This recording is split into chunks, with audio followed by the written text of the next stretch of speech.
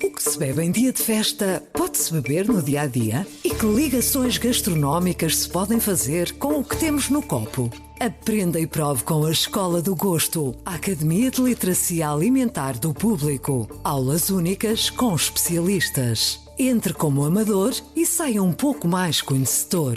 Não perca a próxima aula, a 18 de novembro, no Porto. Os lugares são limitados. Inscreva-se já em público.pt. Este é o Poder Público, a semana em debate pela secção de Política do Público. Leonete Botelho, São José Almeida, Helena Pereira.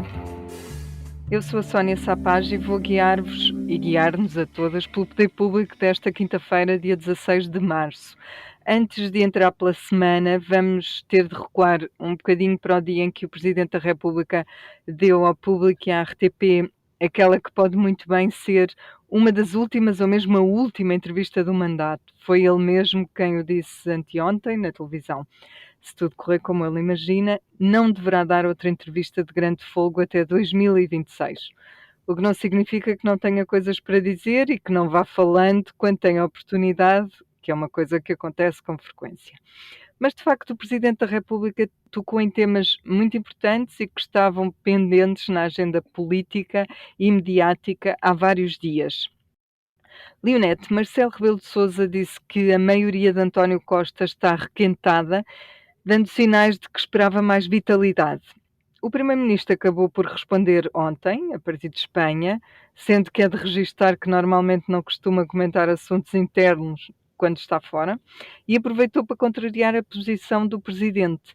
Disse que a maioria não está cansada nem desgastada e até tem muitos ministros novos. A resposta de Costa esteve à altura das farpas do Presidente, Leonete?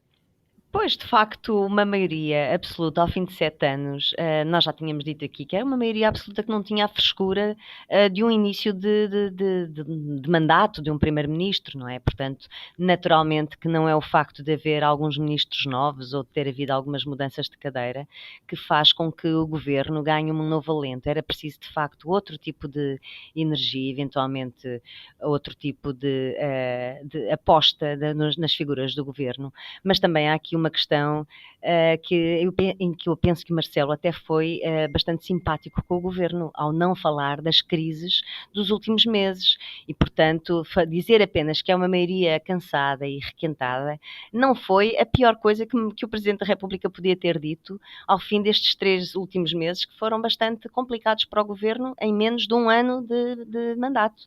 E, portanto, acho que nem o Presidente foi tão longe como poderia ter ido, nem o Primeiro-Ministro quis propriamente fazer um fim-capé ou uma batalha com o Presidente da República.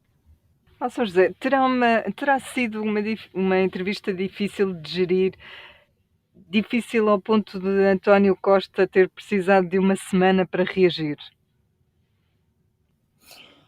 não acho que tenha sido difícil de gerir e acho que a reação do Primeiro-Ministro não foi propriamente uma reação agressiva, uma respostazinha, uma forma de justificar, até com um argumento um bocado infantil, de que há ministros que são novos. É evidente que a figura central é a do Primeiro-Ministro e era a isso que o Presidente se referia, de ser uma maioria absoluta no terceiro mandato depois de 6 anos de governos em minoria. Mas eu acho que isto faz parte da relação entre eles e da relação que se estabeleceu entre ambos ao fim de 6 anos, com o aparecimento de uma maioria absoluta. O Presidente da República tem a sua maneira de exercer o seu mandato de influência, o seu poder de influência, de ser a voz do regime, uma espécie de consciência crítica, por vezes aparentemente bastante crítica. Mas parece-me que as críticas são mais semânticas, ou seja, a agressividade é mais semântica do que propriamente uma oposição ou uma barragem. Porque se ler com atenção, ou se ouvir com atenção A entrevista que o Presidente deu ao Público e à RTP na sexta-feira, o Presidente, no meio de todas aquelas críticas com uma semântica forte, ou aquelas considerações com uma semântica forte, ele acaba por ser bastante benévolo com o Governo, ao reconhecer que o Governo pode ter condições de governar até ao fim, e ele diz que só haverá de solução perante uma crise, ou sinais de crise patológica. Pronto. É uma coisa engraçada no léxico. O termo é um termo que não é do léxico político, mas pronto. Mas bastante lato, nós não sabemos o que é que cabe aí dentro, não é? Pronto. Não, mas ele depois especifica, se vir com atenção, ele especifica bem o que é essa crise patológica. Não execução do PRR, crise social, crise económica. Portanto, ele até é bastante explicadinho. E portanto, eu digo que eu ouvi a entrevista em direto, não é? Na RTP, depois no dia a seguir li no Público, e tenho lido e relido aquela entrevista. Ainda hoje de manhã estive outra vez a lê-la toda, os excertos, os textos que saíram no Público. Até vou escrever sobre isso. E de facto aquilo parece-me que numa releitura a entrevista não é mais do que o Presidente a cumprir o seu papel de Presidente, na forma peculiar como a tem interpretado. É evidente que neste terceiro mandato de Costa, com a maioria absoluta, até porque perdeu espaço de influência política, o Presidente é um pouco mais assertivo nas críticas que faz à governação. Mas também não é assim tão violento como possa parecer. A governação, mas também a oposição, não é? Porque também foi dos... Aliás, ele faz questão de enterrar também qualquer hipótese de uma alternativa neste momento. Helena, de entre aqueles temas todos abordados na entrevista, foi abusos sexuais na Igreja, negociações entre o Ministério da Educação e os sindicatos sobre professores, TAP, relação com o Governo, estado da oposição, entre outros, qual foi o que tu achaste mais importante e porquê? Olha, eu começo por discordar da São José, porque eu acho que foi uma entrevista muito dura. Acho que a crítica da maioria patológica... Não é maioria patológica. Da legislatura, como é que é, São José? O que é que ele acha que é patológico? Uma crise patológica, que só se houver uma crise patológica. Não, mas ele a determinada altura diz que já estamos numa situação patológica. Bom, eu acho que... ele não diz nunca que estamos numa situação patológica, não. Mas respondendo à pergunta, o que me surpreendeu mais foi o detalhe, a preparação com que ele foi para esta entrevista e o detalhe sobre muitos assuntos, a pressão que ele coloca sobre o governo.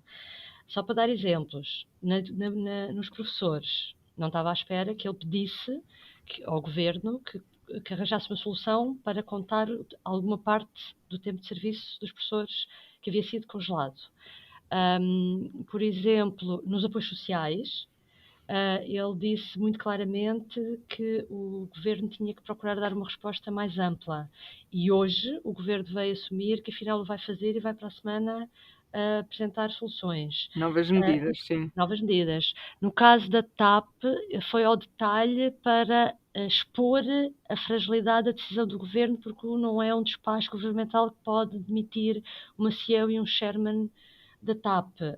Portanto, o que me surpreendeu foi todo o detalhe de diversos assuntos na habitação, por exemplo, que eu acho que foi muito cáustico.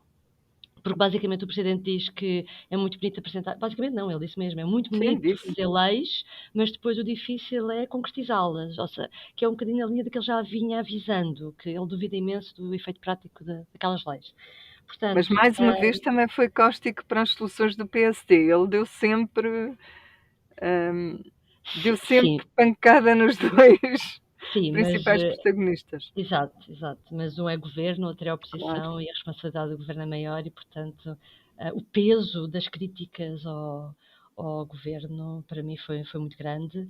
E a demora também com que António Costa respondeu e agora E hoje, esta resposta do governo faz-me lembrar da outra vez que houve algumas críticas de Marcelo, já não me recordo qual é que era a questão na altura. São Houve tantas. também, sim, houve umas críticas de Marcelo em que Costa respondeu de uma forma assim de uma forma um bocado mais seca, do género, sim, o presidente, o papel dele é falar, falar, e eu tenho que me concentrar em fazer, porque ao governo compete agir, do género, um fala, fala, não faz nada, e o outro é que age e fala pouco, mas o que interessa é que age. E esta semana, na Cimeira Ibérica, voltou a dizer algo semelhante. E, portanto, parece-me que causou algum Quando ele incómodo. diz eu não sou comentador político, tenho que fazer, não é? E, portanto, ele aqui está a dizer que o Presidente continua a ser um comentador político, ao fim e ao cabo. Exato. Mas eu gostava só de dizer uma coisa, que é o seguinte: é evidente que esta pressão toda que é posta sobre o governo faz parte do papel do Presidente da República, não é? Claro. Sem dúvida nenhuma. Claro. Uma coisa diferente é a dissolução e toda aquela coisa que ele tem dito, que é a situação patológica e se o Primeiro-Ministro sair. Mas o Presidente da República não pode simplesmente decidir que o governo está a governar mal e, portanto, tem que sair.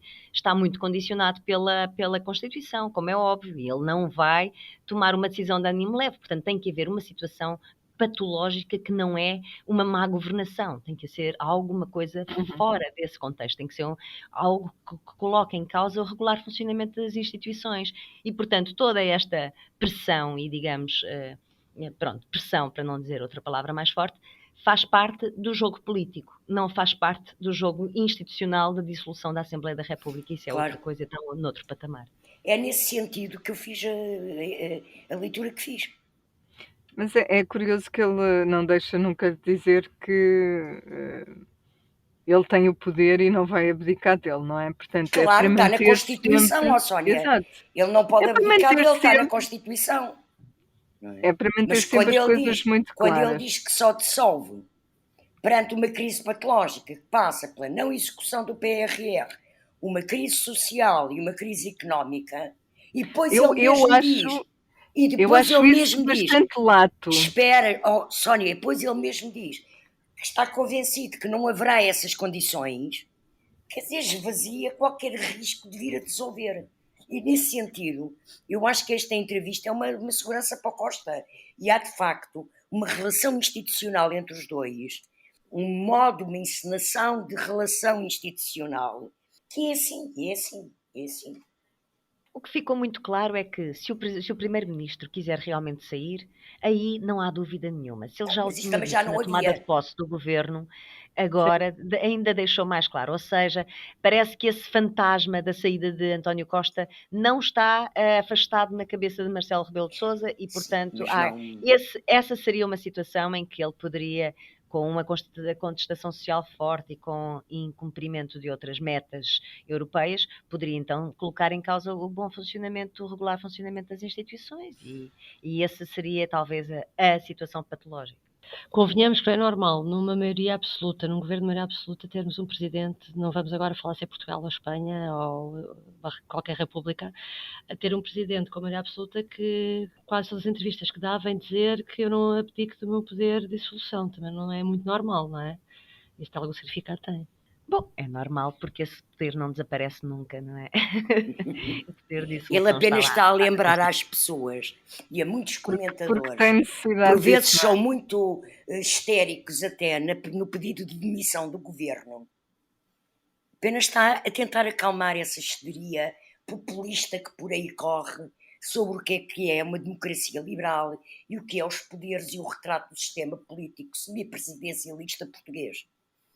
É só isso. E falo de forma pedagógica e consistente. Bom, avançamos para um segundo tema que marcou a semana, que tem vindo a marcar, que envolveu a Marinha e irritou o almirante Gouveia e Melo, que acabou por vir sacar dos galões e dar um puxão de orelhas a um grupo de militares. Aconteceu na Madeira, praticamente metade da guarnição do navio Mondego decidiu não embarcar numa missão para acompanhar um navio russo que estava a passar junto a águas territoriais portuguesas. 13 membros da tripulação vão ter de responder a um inquérito disciplinar por terem inviabilizado essa missão, mas a verdade é que acabaram por ser divulgadas várias informações sobre o estado de algum do equipamento das nossas Forças Armadas, que não é o ideal, e o próprio chefe de Estado-Maior da Armada acabou por confirmar que é o caso daquele navio depois de o visitar. Não está nas melhores condições. Helena, tu acompanhaste este tema de perto ao longo destes dias. O que é que nos podes dizer sobre ele? O que é que vai acontecer aos homens? Ou que intervenção está prevista para o navio? Por onde é que queres começar? Enfim. Bom, sim, é que há várias vertentes. Em primeiro lugar, o que é que vai acontecer a estas pessoas? E estamos perante um caso de disciplina, obviamente, um caso de disciplina militar, e existem regras e há um código de justiça militar para estes casos. Suponho que o crime é de insubordinação e desobediência, e podia ser mais grave, até podia-se configurar uma situação de deserção se eles não tivessem comparecido, mas o que interessa é que eles estiveram sempre, formaram na doca junto ao barco, ao navio, peço desculpa, para dizer que não é, que estavam ali disponíveis e que não se tinham abandonado. Agora, eu acho que, primeiro, isto é um caso de disciplina militar e, nesse aspecto, não há dúvida nenhuma e tem que ser assumido. E está a desenvolver as averiguações que estão a ter lugar, e o Almirante Gouveia Melo fez um discurso muito claro sobre esse aspecto e tem toda a razão.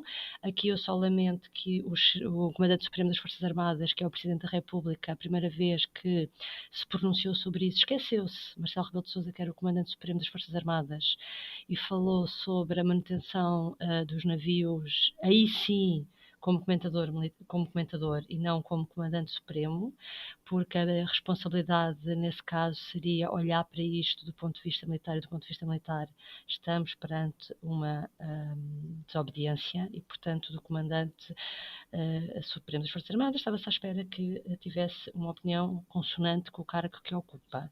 Aqui, embora eu tenha achado bem a entrevista de Marcelo Rebelo de Sousa e tenha criticado, ou acho menos criticável a entrevista, neste caso eu acho que o Presidente da República agiu mesmo muito mal.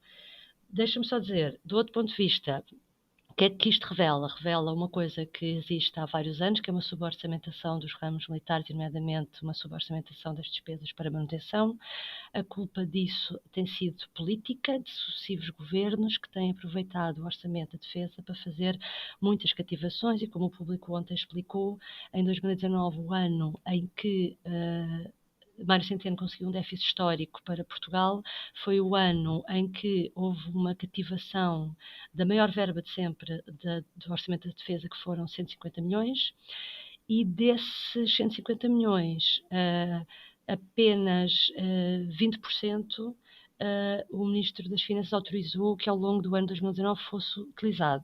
Isto é para explicar bem às pessoas o que é que significa as cativações. É dinheiro que existe, que nas contas do orçamento significa que vai haver mais X% para o próximo ano, mas que na prática não existe, porque há aquela verba que está cativada, ou seja, cada ministro só lhe pode tocar se o Ministro das Finanças autorizar, e o Ministro das Finanças nunca autoriza a totalidade, e dá-se o caso de não ter autorizado nesse ano sequer 80%.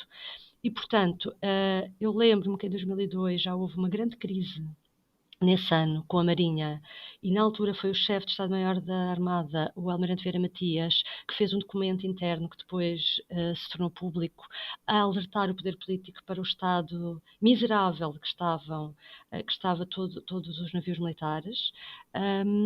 E a quem compete realmente a discutir isto com o poder político e alertar é as hierarquias militares. E o discurso que o Gouveia Melo fez perante a guarnição do navio Mondego é de salientar que ele puxa as orelhas e mais, na questão da disciplina, mas sem nunca deixar de referir dois aspectos. Que sabe que há um problema com a manutenção e que tem avisado, e compete-lhe a ele avisar e que tem feito o poder político para isso. E dois, sabe que eles se sentem desmotivados por outros fatores, e que os outros fatores têm a ver com dificuldades orçamentais na progressão da carreira, que afeta toda a função pública, incluindo os militares. Portanto, resumidamente, há estes vários aspectos do que aconteceu. O último é uma humilhação para as Forças Armadas e para Portugal, tal como o governo Mel disse. Quer dizer, os outros países, os países aliados sabem e o que é que aconteceu, e é uma situação inédita e, portanto, nesse sentido é grave. E volto a dizer, é pena que os comandantes supremos das Forças Armadas não se tivessem percebido o que é que estava em causa. É grave dos dois pontos de vista, da indisciplina e da falta de manutenção, não é? Porque isso também não há de ser bem visto pelos parceiros. São José, o almirante Gouveia Melo, que é, como já dissemos, o chefe de Estado-Maior da Armada, disse ontem, respondendo aos militares, que não há forças armadas nenhumas no mundo que não obedeçam a disciplina. Hoje esteve na Madeira, esteve num navio para perceber o que se passa e para fazer este discurso que a Helena referiu. Que expectativas ainda tens em relação ao desenrolar deste caso? As expectativas que eu tenho é que estes militares sejam punidos dentro do que são as regras de todas as forças armadas do mundo. Quer dizer, é assim, quem não quer ser lobo não lhe veste a pele. Quem quis ir para a Marinha sabe que a Marinha é um ramo das Forças Armadas e que não há Forças Armadas sem disciplina. O que o almirante Gouveia Melo disse é óbvio até para qualquer criança, não é? Portanto, achar que podiam não embarcar e que estavam a fazer o quê? Uma espécie de levantamento de rancho? Uma espécie de greve de zelo? E para quê? Para dizer que o navio estava avariado?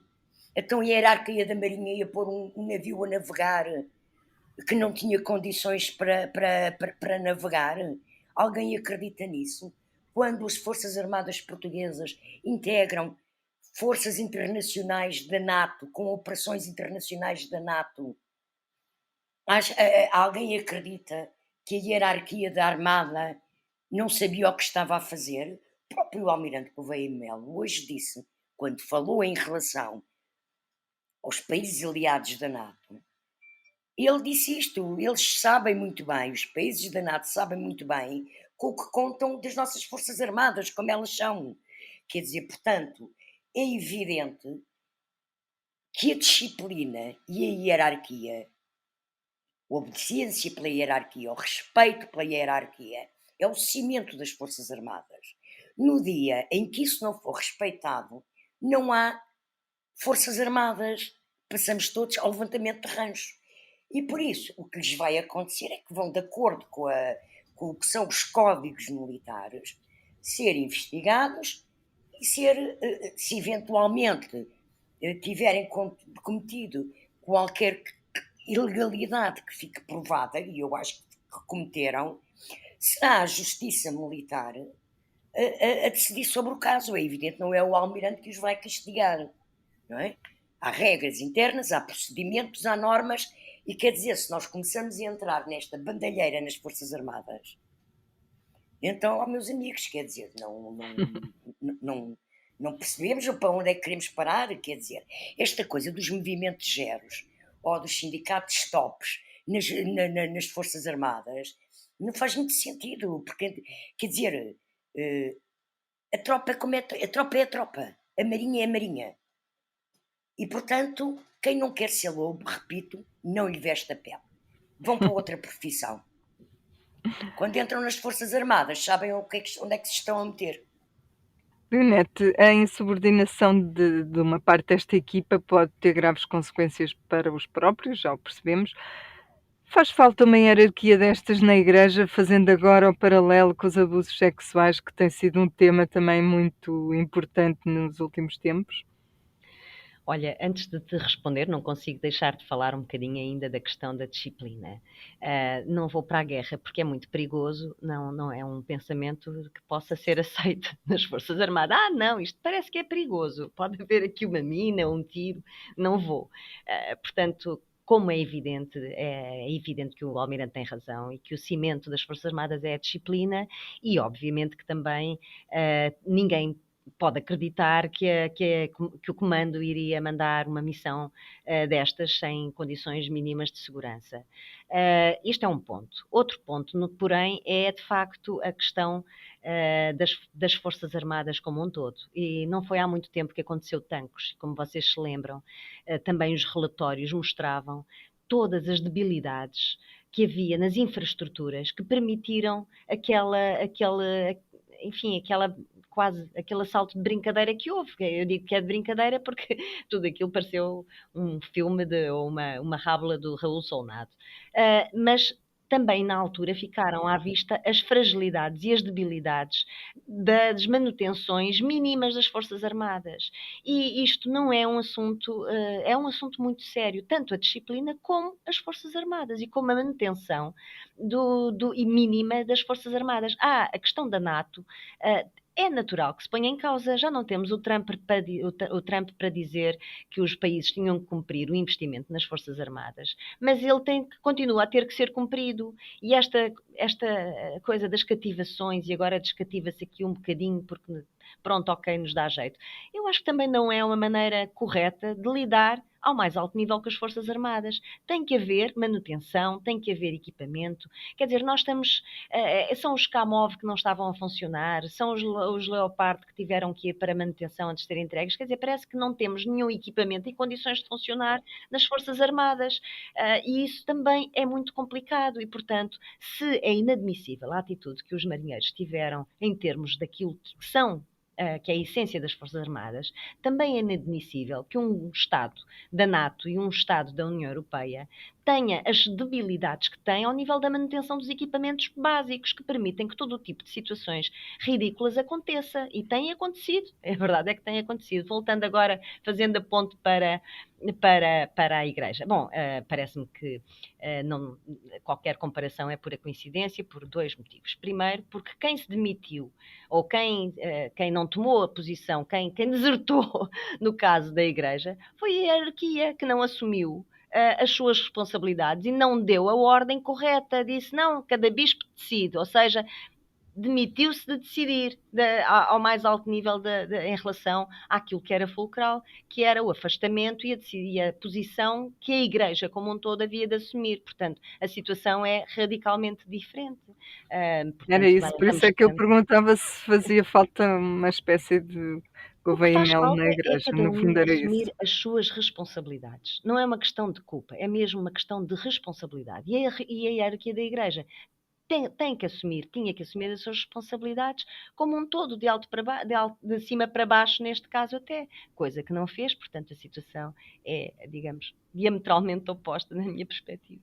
Deixa-me acrescentar só uma coisa, tinha que cumprir as suas responsabilidades e tinha que obedecer ao que é o direito civil, o que é o direito, o Estado de Direito Democrático em Portugal, porque o país não se rege pelos códigos canónicos. O país é um Estado laico que se rege pelas leis da República. E a pedofilia e os abusos sexuais sobre menores, mesmo quando não configuram pedofilia, porque são coisas diferentes, são um crime na lei portuguesa. Eu até vou mais longe, São José, que é, se quisermos ir... Ok, então, há uma diretiva do Papa em relação àquilo que são os abusos sexuais de menores que me parece que não terá sido certamente. Sim, mas Leonete, mas isso é um problema dentro da Igreja. Eu estou a dizer... Não me parece que haja qualquer dúvida de que vá acontecer. Parece-me a mim. Acontece que eles deviam ser afastados e não foram, não é? Leonete, o que eu estou a dizer... A Igreja assumir as suas responsabilidades como O que eu estou a dizer é que a Igreja Católica Portuguesa tem que respeitar o Estado de Direito Democrático Português. Porque se não respeita, então já estou, como defendeu a Isabel Moreira no Expresso a semana passada, e o Pedro Norton e o Público esta segunda-feira, então reveja-se a concordata e acabe-se com o estado de isenção da Igreja Católica. Eles têm benefícios, têm privilégios, mas têm que obedecer à lei democrática, claro. Estado de Direito Democrático. E têm responsabilidades. Chegou aquela hora em que vamos passar ao público e notório. Cada uma de vós tem direito a um. Desta vez começas tu, São José.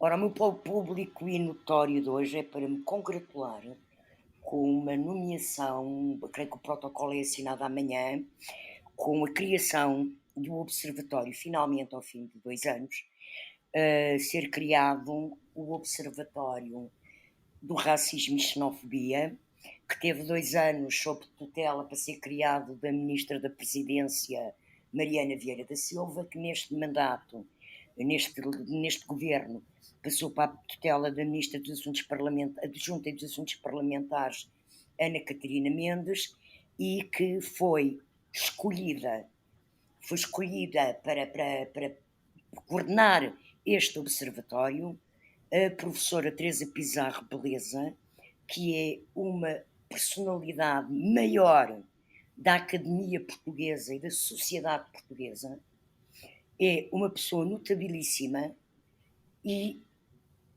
surpreende-me não só pela qualidade da pessoa que é a professora Teresa Pizarro Beleza, como pela capacidade da ministra, a quem eu tiro o chapéu, porque teve capacidade de ir buscar uma pessoa não só competente, com currículo, mas absolutamente livre e autónoma, e que não tem nada a ver com o universo partidário do PS, de qualquer partido, e isto é que se chama capacidade de atração da sociedade civil. E ir buscar pessoas de reconhecido mérito. Portanto, acho que é uma medida muito importante e esperemos que o Observatório venha a funcionar como deve ser e a ter dinheiro para funcionar. Que essa parte de quanto é que tem de dinheiro para funcionar, essa parte eu ainda não percebi. Mas já, se calhar no protocolo vai-se perceber, quando for assinado amanhã. Só uma coisa, o protocolo é assinado com a Universidade Nova de Lisboa, de cuja Faculdade de Direito a professora Teresa Pizarro Beleza chegou a ser diretora durante 10 anos, já uma década para aí. O meu público notório começa com uma frase fantástica, parece um bocadinho o retrato de Portugal. É como comprar um automóvel sem motor, uma moto sem rodas ou uma bicicleta sem pedais. Foi isto é o que diz o Tribunal de Contas sobre a mais recente aquisição de navios pela Transtejo de transporte de passageiros. Ora, o que é que aconteceu? A Transtejo comprou, em concurso público internacional, 10 embarcações elétricas sem baterias e, portanto, depois teve que fazer um ajuste direto à empresa à qual comprou das respectivas baterias. Bom, é óbvio, é uma maneira um bocado abstrusa de fazer contratos públicos e hoje a direção da Transtejo obviamente demitiu-se. Estive, entretanto, à conversa com a colega que escreveu esse artigo, que é a Ana Henriques, e ela dizia que todos os acórdãos do Tribunal Constitucional deviam ter uma música. Tribunal e neste de Contas. caso, do Tribunal de Contas, exatamente, deviam ter uma música. E neste caso, dizia ela, a música era muito fácil, era a da Adriana Calcanhoto, aquela que canta "Nossa fogueira sem brasa sou eu, assim sem você". Pronto, uma gracinha. Helena, faltas tu. Olha, a mim, eu também te trago uma frase, mas é completamente o fait divers, não é assim nada grave, nem sério. E tem uma música associada, não? Não, por acaso não, mas eu como eu também não tenho jeito para cantar, mesmo que tivesse, eu diria que não, para não ser apanhada a cantar. Eu arrisco. Mas correu bem. E a frase que eu trago é da Secretária Regional da Saúde, Mónica Seidi, que tomou posse esta semana. E então, quando estava a tomar posse, todos os membros do Governo da República das Regiões têm que dizer aquela frase, que é: eu abaixo assinado afirmo solenemente pela minha honra, que cumprirei com lealdade as funções que me são confiadas. Mas neste caso a Secretária Regional enganou-se e disse que cumpriria com lealdade as funções que me são confinadas. Não Ainda ouvi, estamos não. em pandemia. Exatamente. Isto ainda vai demorar muito tempo para conseguirmos ultrapassar este trauma. Ela vai se sentir muito confinada nessas funções. Coitada. Estamos conversadas por hoje, mas já sabe que voltamos para a semana. Vá acompanhando o nosso trabalho no site do Público e volte para nos ouvir na quinta-feira, dia 23. Fique bem. Até lá. Até lá. É quinta. O Público fica no ouvido. que se bebe em dia de festa pode-se beber no dia-a-dia? E que ligações gastronómicas se podem fazer com o que temos no copo? Aprenda e prove com a Escola do Gosto, a Academia de Literacia Alimentar do Público. Aulas únicas com especialistas. Entre como amador e saia um pouco mais conhecedores. Não perca a próxima aula, a 18 de novembro, no Porto. Os lugares são limitados. Inscreva-se já em público.pt.